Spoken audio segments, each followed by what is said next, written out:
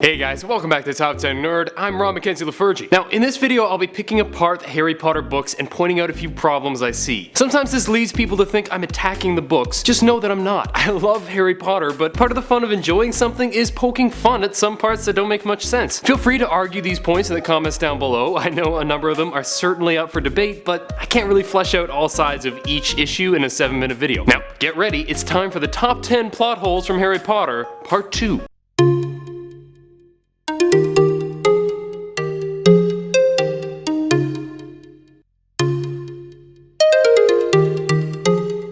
Number 10. Use of Muggle technology. Here's one that kinda bugged me. These wizards live in a world surrounded by Muggles, who use their Muggle technology all the time, and this technology works better than the wizarding equivalent a lot of the time. As cool as flu powder is for talking with somebody, a phone would really be a better way to contact a friend. As satisfying as it may be to write with quill and ink, a nice ballpoint pen would be way more convenient. It's cool that the wizarding world has its own quirks, but it just makes no sense that they would not only avoid Muggle technology, but somehow have no idea how it works. I get that it's a faux pas and the technology doesn't work at Hogwarts, but the wizarding world could totally benefit from computers. Number 9. The Dementor's kiss. I'm sorry, I don't swear much on this channel, but in what world is this shit okay? First of all, you're saying people have souls, which is a pretty freaking huge revelation and has some pretty significant religious implications. But the Ministry is saying that they're totally cool with these evil creatures draining a dude of his soul? Forget capital punishment, this is eternal damnation at the hands of the freaking government. Not to mention that they only think Sirius is guilty because of circumstantial evidence, and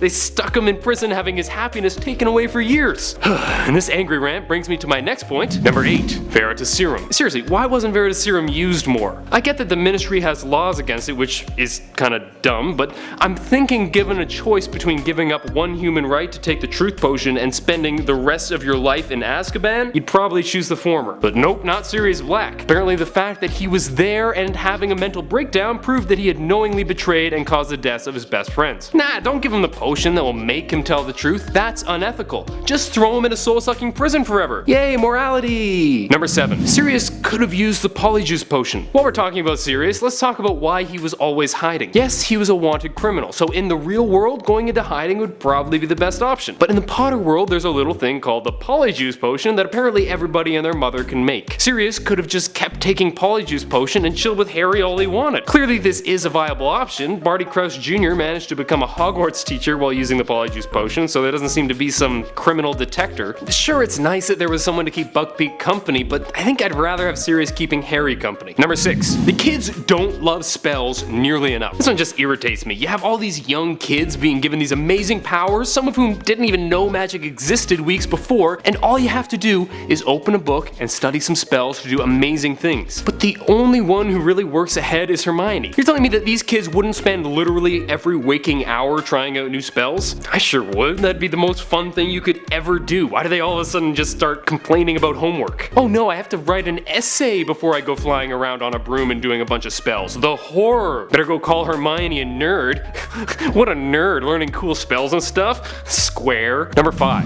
Voldemort plays the long game. There are a lot of questions we could ask about Voldemort's methods, like why do you always time your attacks for the end of the school year, but one thing that always bugged me is his plan in Goblet of Fire. Mad Eye basically set Harry up to enter and win the Triwizard Tournament so that he could make him touch a portkey to send him to where Voldemort was. Harry was alone with him several times in the book. He could easily have just tricked him into touching a portkey at any time and not risk Harry getting killed in the tournament or having to go through all the effort of fixing the tournament in Harry's favor. Makes for a great book, but not a very cohesive plan. I know Hogwarts has wards against portkeys, but there are just so many options that he could have gone with. Number 4. Why don't the ghosts give away all the secrets? Hogwarts is a huge place, full of secret rooms and passageways, and it's really fun to read about. But the thing is, Hogwarts has a bunch of ghosts that can pass through walls. You think the ghosts would know all about the various rooms and tunnels and passages? Why weren't they just sent to look for the Chamber of Secrets when it first came out? Send all the ghosts out for a day and one of them would find it. Boom, done. Hell, Moaning Myrtle must have been aware of the chamber, although she's kind of a brat, so I believe that she'd keep the information to herself.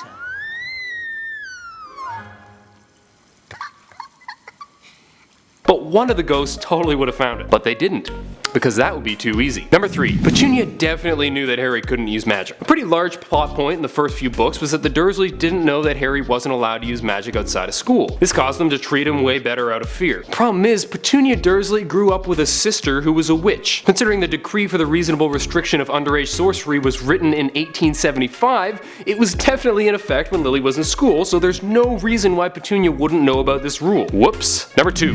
The 3rd floor corridor. You have a corridor that's totally out of bounds. You don't want people going through the door to get to the giant 3-headed dog that's guarding one of the most powerful items ever. And you have no alarm whatsoever. You don't even protect the lock. A mere first year can enter it with an Alohomora spell. That's right, I still think Alohomora is dumb. But you know what might be a good idea? Maybe throwing a little alarm on that bad boy. One that tells the professors, hey, you know that stone that gives everlasting life? Somebody's trying to take it. Sure, it could potentially be circumvented, but considering the kids got in without being noticed and without taking precautions, it seems fair to assume that there is no alarm. And that's a pretty serious plot hole. It seems such an obvious improvement to the security of the stone. If there was an alarm, the teachers would have come crashing down on Quirrell before he even made it to the chessboard. Number 1. Platform 9 3/4. I was actually in England the week before I wrote this video, and I saw platform 9 3/4 at King's Cross and got kind of angry. That thing is right in the middle of a freaking train station. The Wizarding World is so damn concerned with keeping magic a secret, and they decide the best way to access their secret train is to walk directly through a wall in a crowded train station. I'm only joking. I am Fred. It's just silly. At least use some kind of concealing magic or something. There's a section in Pottermore that says that there are a number of ministry employees there to use memory charms on muggles that notice. But I'm sorry, everyone would notice hundreds of kids walking through a solid barrier. It's busy, but it's not that busy. That's it for today. Hope you guys enjoyed, and if you did, please smack that thumbs up button and subscribe to Top 10 Nerd for more videos. Don't want to miss another video? Do you disagree with any of my points? Let me know in the comments down below. Just please don't use the phrase, you should do your research, because it makes me want to burn everything to the ground. Until next time, I'm Ron McKenzie LaFergie with Top 10 Nerd. Later, nerds.